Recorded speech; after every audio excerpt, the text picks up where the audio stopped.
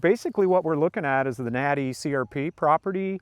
I wanted to stop here and just point out a few of the native plants, and we also have some non-native plants. This is conservation reserve land. This is something that landowners work through the USDA, the Natural Resources Conservation Service, and the Farm Service Agency to set aside their land for 10 years, 15 years. I believe this is a 10-year contract here, and it's been in for a number of years. So the prairie is just starting to do its thing. Couple of the species that I noticed right off the bat as we stopped in this spot was, this is beard tongue. This is one of our earlier bloomers, and the beauty of prairies, whether it's CRP or a native prairie, is something is blooming from April through basically October. So we have a long window of blooming. That's the beauty of going out with my job as a private lands wildlife biologist for the Iowa DNR, is I get to look at this stuff every day, you know, as part of my job. So it's a benefit. But like I said, this is pale beard's tongue. Latin name is penstemon. I tend not to use the Latin names, but that's how, you know, scientists and biologists speak. There's also several other species here that aren't blooming but are getting ready to bloom. This one down here is black-eyed Susan. It's just starting to bud. It's a very early successional plant. This is a perennial, that is a biennial. What you also get when you manage your CRP land or your prairies, and we chose to manage this with fire, because historically our prairies were managed with fire, whether it was lightning strikes, whether it was Native Americans lighting them to encourage browsers like elk and white-tailed deer and things like that to come back to the areas they lived in. You will get early successional plants, just an earlier stage of succession in our prairie plants, like our black-eyed Susan. You don't see it every year, but we've got some coming back. There's also a native grass right here. And a lot of people will say, well, geez, Kevin, how do you know what that is when it's just sitting there? This is last year's vegetation, last year's growth. And I can see the growth coming down here. It's probably hard to see, but most of our prairie plants are regenerative. So that means they're perennials, they regrow every year. Whether we burn it, whether we run fire, prescribe fire through it or not, these grasses and most of these flowers regenerate. This is actually big blue stem. If you look at the top of the plant, you wouldn't know this if you were a rookie, but you'd say, how do you know? There's no seed, there's really not much growing, but I know big blue stem because I can look down here at the grass and I can look at where the seed head was, and big blue stem is commonly known as turkey's foot grass. So it'll have the three, it'll have the center, and it'll have the side out. If this was Indian grass, we would see more of the seeds, or where the seeds were coming down off the plant, like a sorghum seed head. And then there's one more clump of grass, native grass back here, that if we look at it, it actually is in a clump. There's a clump of grass right here, and you say, well, that's fairly tall. I'm 5'8", so that's well above my head. That's over 6 feet. This is, relatively speaking, a short grass. This is little blue stem. This was one of our shorter native grasses. And when we look at CRP, and a lot of the stuff, almost everything we're looking at today here is CRP, back in the day when it came in 1985, we basically did brome grass. We did non-native grasses because this seed was not readily available. Today, you know, 30 plus years later, this seed is readily available, and we know by looking out across here today that we've got a lot of diversity. There's a lot of plants. This is one of the plants that was really tough to get in the beginning, the little blue stem, but it's a short grass. So if you were going to fashion a prairie according to the soils, and everything begins underneath our feet, what's going on below us right now with the prairie is astounding versus what's going on above. We never see what's going on with the microorganisms and the root structure. We get to see the beauty above ground, not the beauty below. This would be known as a short grass, and short is relative. That's tall, this is short. I mean, this is almost 5 feet tall. So we're on some good soil. Where this little blue stem evolved was on sandier, lighter soils. So short is relative. Little blue stem can be here, it can be here. One of the cool wildlife factors, interesting facts for this, is Bobwhite quail is a native game bird that we have in Iowa. Populations have dropped over the years just because of habitat loss and things like that, weather conditions. But really cool, and you guys can't see it as well as I can, but once little blue stem starts to mature, it kind of forms a clump. And if you see, it's got a clump. Bobwhite quail will actually crawl up in that on a wet year and make their nest above ground so it doesn't get flooded out, which I find astounding that they evolved that way. So there's several other species here. There's a naturalized species. I won't pick it. Well, maybe I will, because there's plenty. This is Daisy Fleabane. This is not a native plant. This is a European plant. It's been here for years and years. We call it naturalized. So it's really innocuous. It really doesn't do bad things on the prairie. It's not a thistle or anything like that, but it's kind of cool because it blooms, and anytime anything blooms and it's not noxious, it provides pollinator habitat for our native bees, for our honeybees, for our our bumblebees and stuff like that. And then one last one before we go on and walk a little bit more. This is Missouri Goldenrod or Solidago species. This is one we talked about. Oh, we have this beautiful penstemon blooming now, and our black-eyed Susan is going to be budding out here in probably a week. Goldenrods kind of get a bad rap. They bloom in September. And a lot of people that I meet in my daily travels for my work and outside of work will say, oh, I hate goldenrod season because I have allergies. The pollen of this does not aggravate people's sinuses. This is kind of a misnomer. It's usually ragweed in the fall. Goldenrod pollen is usually way bigger than our sinuses will accept. So this is actually a great one because the monarchs use this on their travels south. A lot of our native bees, bumblebees, honeybees, will use this, as well as lots of other butterfly species. So what you can actually see out here today is diversity, just not everything is blooming all at once. So, Kevin, I have two follow-ups. One is, and I've wondered this for quite a while. Yes, so one thing I've wondered is, we see last year's big blue stem and small blue stem, and there's big swaths of it out there on the prairie. As the new does the old eventually deteriorate, or does it just sort of stay there while the new is coming up? Yeah, absolutely. That's a great question. What happens to this old vegetation if it's not in a burn year, if we're not burning, which burning would burn most of that up, is it's falling on the ground eventually. And if we took our boot or our shoe and kind of moved this aside, we would start to see some of that vegetation on the ground.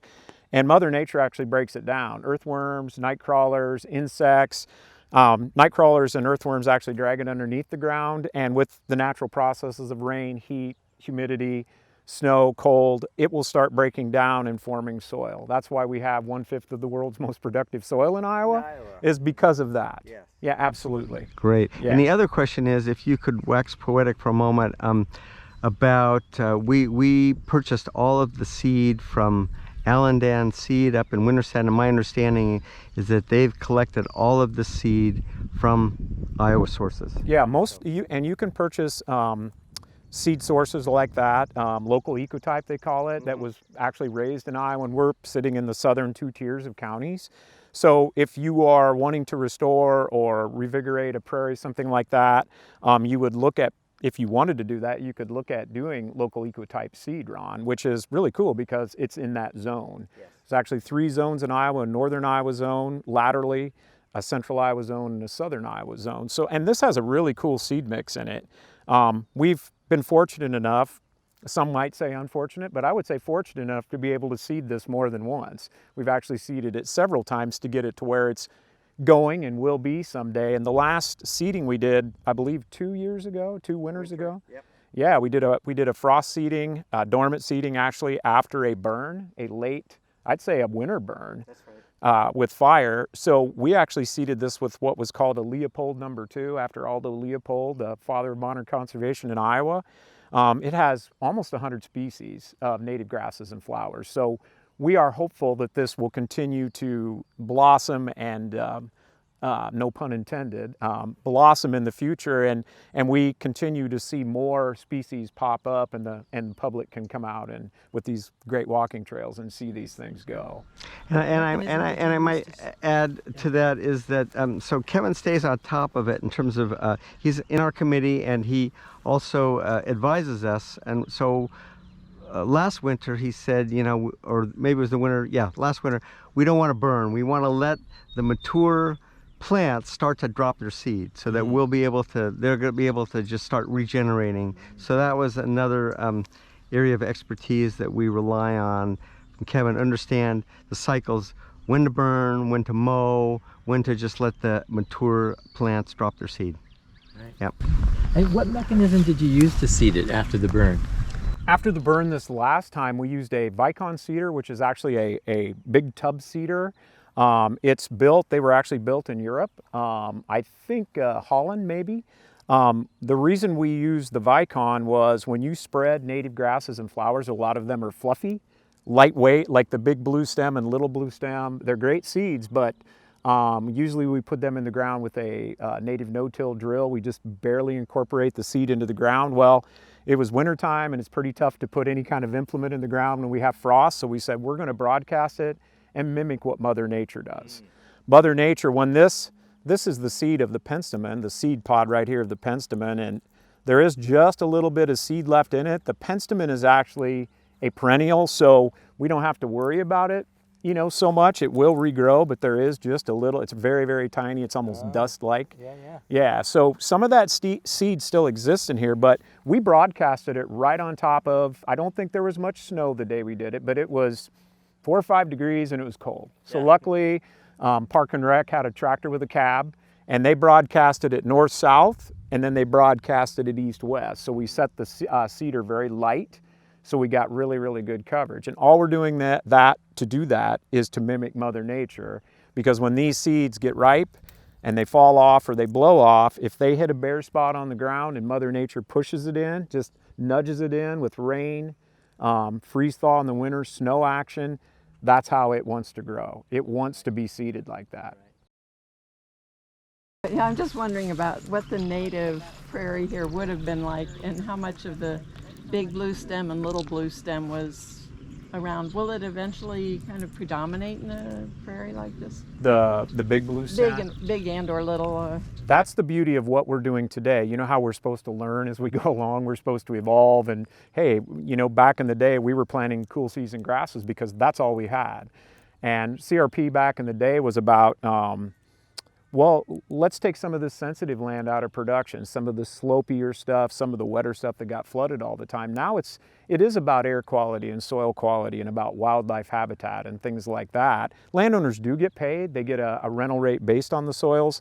Going back to your original question, my guess is the further north we went from this site, we might have been in savanna-ish. I will use that as a word, savanna-ish type habitat, and all that means is lots of prairie grasses and flowers and more hardwood trees like oaks, mainly white oaks and bur oaks, maybe a few walnuts and hickories. But the further north, if you're familiar with the Packwood area, the further north you go in the county, you get into some of these flatter areas and you go, wonder what that was 250 years ago. That was probably prairie. I'm guessing this was more a mix of timber and prairie.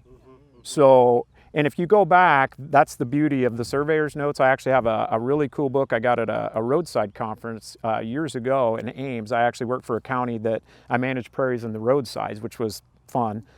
They gave us basically a booklet that talked about and had the surveyor's notes from 1835 to 1850. So you can go back into Jefferson or Van Buren or Lee or Carroll County where I grew up and say, what did the surveyors see?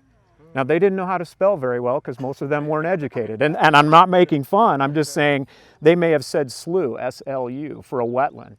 Or there were things like oak shrubs. And I couldn't figure that out at first. But if you read the history, our land's naturally burned and the Native Americans set our timbers and our prairies and our wetlands on fire to draw in those grazers, like I said before. What an oak shrub was an oak that had been burned several times and it sends out multiple sprouts just to get more leaves to try to grow up big. So will this become dominated by big blue stem or little blue stem? My gut tells me, just with all the years of experience, that this is going to be a mosaic with the amount of species we have here. And every time we manage it with fire or, like Ron said, mowings and things like that, if you burn in the spring, which we generally burn in April in the spring, We generally burn in that time of year because CRP, Conservation Reserve Program, has rules that we follow. And I don't mean rules, there are actual rules, and we can't burn after May 15th because of our nesting season. Our birds, our pheasant, our quail, our songbirds, insects, we tend not to burn after that. So most people in Iowa go, well, April looks like a good time and I've got my mowed or tilled fire breaks. So with the amount of species that we've been able to put on this land over the past 6-7 years, my intuition says it's not thick with grasses right now, so it's probably not going to be. But if we burn in the spring, we will favor native grasses. If we tend to burn in the winter, we favor the flowers. So we may end up doing a winter burn if it's feasible to do that someday.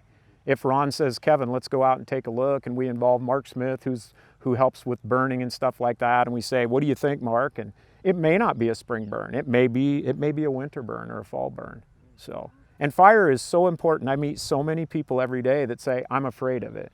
You should be very cautious. You should be very aware that it does have inherent dangers. But if we do it right and we have good fire breaks and we use the wind to our advantage, fire is needed on this type of landscape. Because if we don't burn this, it will become trees. Trees, well, I have a good forester friend that told me years ago, Kevin, if you just leave your prairies alone, they'll become my timbers. So very true. Yeah. So. Kevin, before we move on from this particular location, in the background is the remnants of last year's food plot. Yes. And since this is CRP land and this food plot's a requirement, could you explain a little bit about that? Yeah, there's several CRP practices on this Nady property. There are some wetlands over here called CP9, shallow water areas for wildlife. They're just little small, just constructed dams that hold back water that are good for aquatic, life like frogs and turtles and stuff like that, ducks, geese. So there's that practice. The practice that Ron is kind of showing us right here with the food plots is actually a pheasant recovery or a pheasant safe, SAFE, and that's State Acres for Wildlife Enhancement. There's so many practices under the CRP program, but the practice, that food plot practice on this property is done each year for winter habitat, for winter food and winter habitat for pheasant, bobwhite quail, and that was one of the rules that they agreed to put this into CRP. Each one of those practices have specific rules, so yeah. So. Have there been any bobwhite in here? Or? I have not personally heard them. I don't know if Ron's heard them. They're in the area. So they are in the area. A good friend of mine he and his wife live at Abundance Eco Village, saw a whole covey of quail running around. So it's just a matter of time before they'll be. And last winter was really rough with our thick ice and snow, and that tends to lower our quail populations just because they're so small. And once our coveys go below 8 birds, they covey up in the winter. They covey up year round, and it's a safety thing and it's a warmth thing. And once that covey gets so small, it's tough for them to survive. But they go in boom and bust cycles, kind of like the snowshoe. All the time. We have the SLC ground south of Eco Village, the Eco Barn. And, right. Hear them all the time in the evening, particularly bobwhite. Right, and they're great at reproducing. They can have up to 3 nests per year. Oh, nice. Yeah, and so those are different from the larger quail.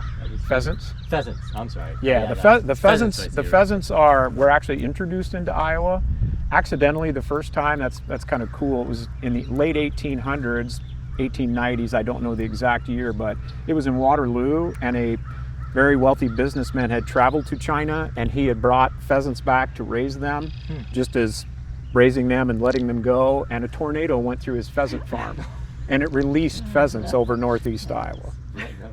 So, and that's the story. There's the We've story. spooked them here. They're definitely there's pheasants nesting in yeah, this. for sure.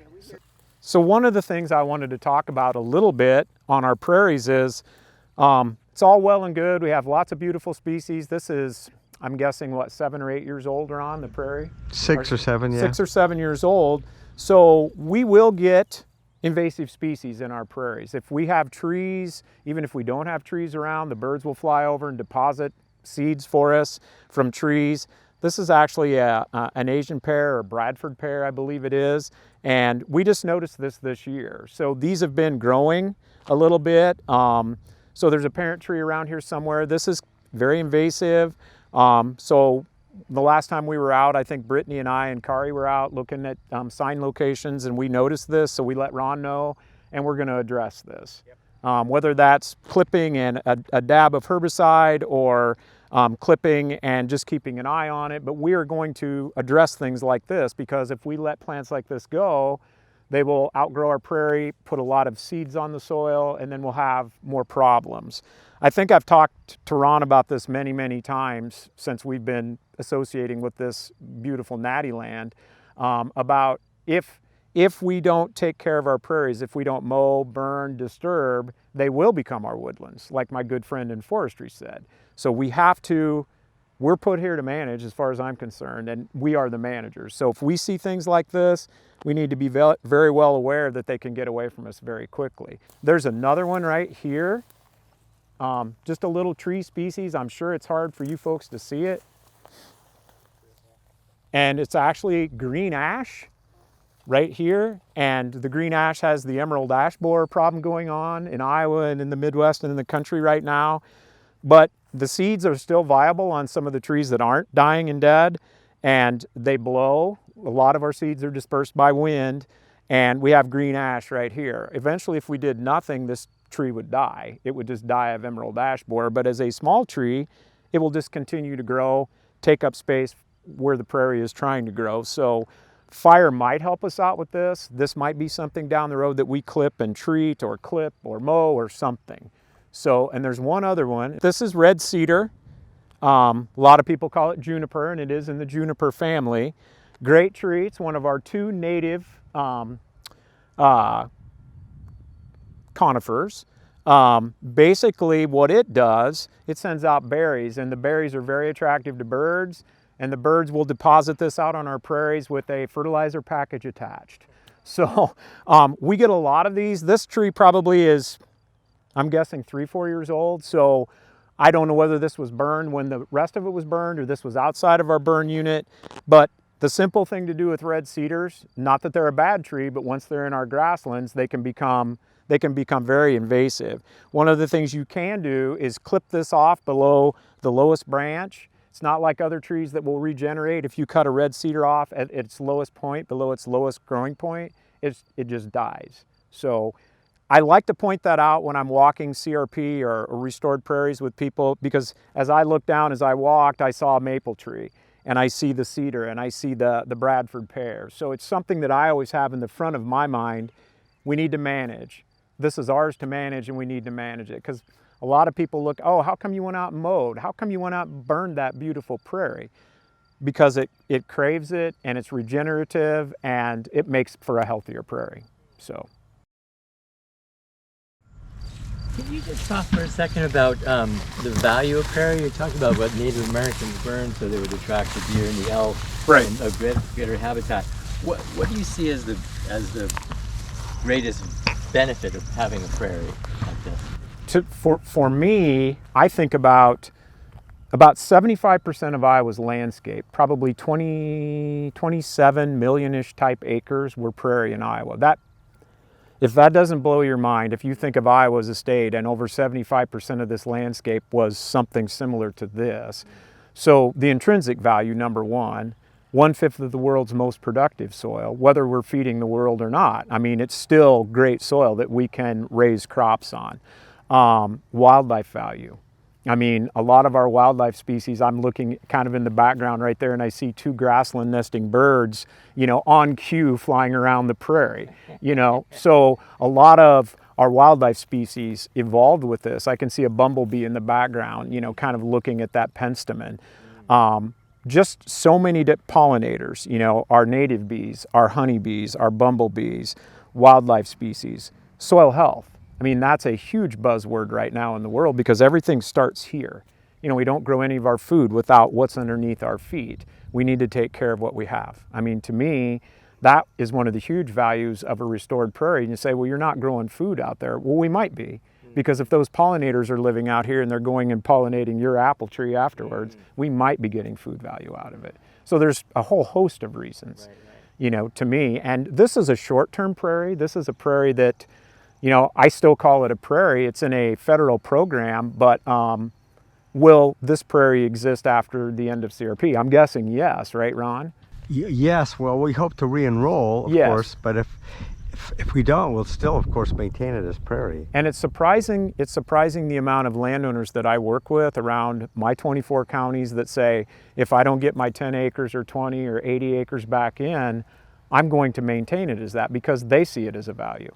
It isn't always about, well, I'd really love to make money on that. That's important, you know, because it's their land and I support them 110%. But if we have something beautiful like this and you can see it go through those stages of blooming, and, you know, people say prairies are desolate in the winter.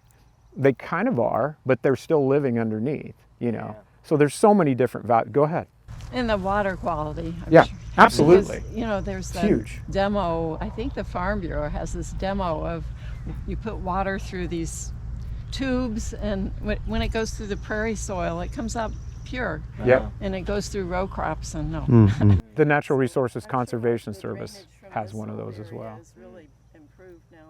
Yeah, and especially with these little restored wetlands that we have down here as well, which, you know, will catch any runoff. And it's amazing what that right out there will soak up in a rain event. Plus it kind of, and I'm no expert at it, I'm a wildlife biologist, but they say when you get big raindrops that the prairie leaves will scatter that rain instead of having it be a huge impact on bare soil. So there's probably more reasons than I'm mentioning, but those always come to the forefront. Wildlife, whether that's bees, butterfly, you know, a pheasant, a quail, a deer, a turkey, water, air, soil, all of them. That's what makes it important.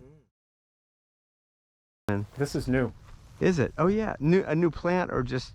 I've not seen it here. This was probably part of the Leopold mix. It's just going to be white. And the reason I noticed it is my prairie in my backyard was my garden, and I just converted it over to a prairie because I can go to the farmer's market. It's a lot better than my garden. But this one I noticed when I was mowing the other day, and I hadn't seen it in mine, and mine was 5 or 6 years old, so it may take. And that's one of the things that a lot of people forget is we plant our gardens, or the farmers plant a crop, or they plant a food plot, or, you know, we plant something that's a radish or a carrot, and we go, well, by the end of the season or by midsummer, I'm going to be able to pick that and harvest it. Prairie is notorious for taking its time. And I've said this for, I don't know, 20 plus years of being in Southeast Iowa when I work with landowners, because most of them are in year 1 and 2, and it's messy, and Ron knows we mowed and we did things, and keep your chin up, it's going to come. And I always say the first 3 years of a prairie are I'll say the messiest. I hate to use the word ugly, but they kind of can be. It's weedy, and you're like, is it ever going to grow? My mantra always is the first 3 years is the 3 P's of the first 3 years of planting and maintaining a prairie. Patience in year 1, patience in year 2, and patience in year 3. So now we're in year 5 or 6, and we start to see species like this, and this is known as wild quinine or feverfew. And I had to look that up when I found it in my backyard prairie here in Fairfield. It has medicinal value. I don't know all the medicinal values, but the reason they call it feverfew is I think they use the leaves or the roots. The natives and some of the pioneering folks that came, they use the roots or the leaves or parts of the bloom to reduce fever in people. And there's lots of other medicinal uses, but right now we have a lot of white or creamy white bloomers on the prairie. 2 to 3 weeks from now, we're going to start to see yellow stuff come out. I've got blue stuff blooming in mine right now. I've got Ohio spiderwort, and I've got wild blue indigo. So if you really want to know a prairie, come back every 2, 3, 4 weeks. And with you folks kind of living in the neighborhood, you're going to be able to enjoy this. And I would encourage anybody, if they want to come out and learn, there's a lot of great books, there's a lot of great guides that will help people out with this. But not only look at the living ones and the ones that haven't bloomed yet, but as we pointed out before, here's another one of the evening primroses right here that bloomed last year, and now it's just got a seed pod. And some years we'll have more of it, some years we won't. There's just a few seeds left in this. Yeah, so do a little seeding today. But yeah, this is really cool that I don't think we've documented this, and that's one thing we haven't said yet is Ron and I and a group of folks, professionals, have been coming out here for what, 5 or 6 years and documenting. And that's what I get to do a lot when I work with private landowners, is taking a seeding plan, which we had a specific seed plan that we used originally, and then we just kept adding to it. And we know today is June 7th. So we'd write down June 7th, 90-degree day, warm. This is the group we had. And we would document that we found wild quinine or feverfew. We would say we found that. It's really good because then 2 or 3 years from now we can look back and say, oh, this area is covered with it. We first found it in 2021 in June 7th. So, and we do have some non-native species out here. This is, I think this is like wild barley, or some people call it squirrel tail grass. There's a ton of common names. Some people call it downy brome. That's the fun, or the not so fun thing about common names, is there's lots of common names for lots of plants. But this is a non-native, this is a European grass, but it's kind of innocuous. It doesn't do much on the prairie. It's very low, doesn't really hurt anything. I tell people not to freak out over a few weeds in your prairie, because they're eventually going to go away, because the actual prairie plants will dominate eventually with fire and everything else. So there's one other one I wanted to point out now that we're here. Is this is actually one of our tall native grasses. This is switchgrass. So this would have been probably in one of the original seedings. We have 3 big dominant, and this was called the tall grass prairie biome up in the upper Midwest where we're at in Iowa. So we had the 3 big dominant tall grasses: big blue stem, Indian grass, and switchgrass. And this is one that was planted very early on CRP lands in the mid 80s to the late 80s into the early 90s, because this was easy to grow. This has very small seeds. There's still a few left on this plant. Kind of got that, branching coming off. The switchgrass is actually growing. We're at June 7th, and you can actually see it. It's maybe, 2 feet tall already? I've noticed in my backyard prairie that it went from being maybe shin high here 2 weeks ago to almost my waist. So it's getting into its season. We call them warm season grasses and flowers, where it's really just blowing up and it's growing well. So this would be one of our tall native grasses. So what we're really shooting for out here is to have a mix, and that diversity and that variety of plants and flowers. So if you're wanting to come out here, I would encourage coming out once or twice a month and just walking and really looking to see what's out here, because you're going to see new things bloom almost every 2, 3, 4 weeks on this beautiful prairie. So there is so many more plants. I can see golden Alexander blooming back there. I saw just down the trail, I saw our rattlesnake master, our wild yucca. There's drop seed right there. Just as you walk by that penstemon, that little clump of grass is a drop seed. So there's so many species out here. There's so many species of prairie that are just expressing themselves right now. And it's just been a joy to be able to, even though I work on private lands, when I kind of got involved in this years ago with Sean Detman and Doug Ensminger with the Natural Resources Conservation Service, and then Ron, and it's been an evolution. It's been a process, and you can't lose your faith. You just have to keep saying it's going to work. It's going to work.